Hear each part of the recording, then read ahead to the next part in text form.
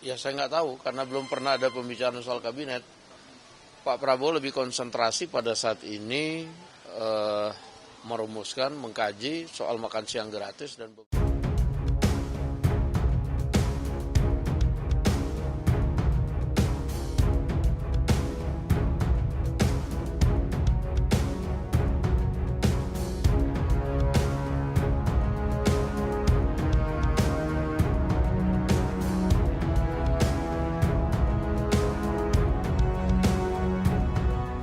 ya saya nggak tahu karena belum pernah ada pembicaraan soal kabinet.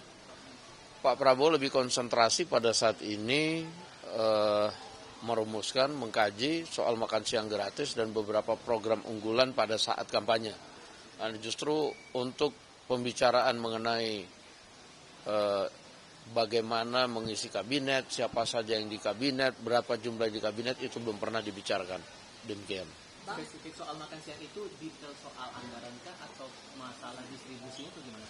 Jadi kalau soal makan siang itu bagaimana kemudian memanfaatkan anggaran yang ada, tetapi kemudian ini lagi dibikin polanya. Jadi kalau tadi ngomong distribusi itu termasuk bagaimana pola makan siang yang akan diterapkan nanti. Dan ini masih belum final, masih dikaji dan masih dalam simulasi-simulasi. Pun juga sedang diadakan studi banding ke beberapa negara yang sudah sukses menjalankan program makan siang. Demikian.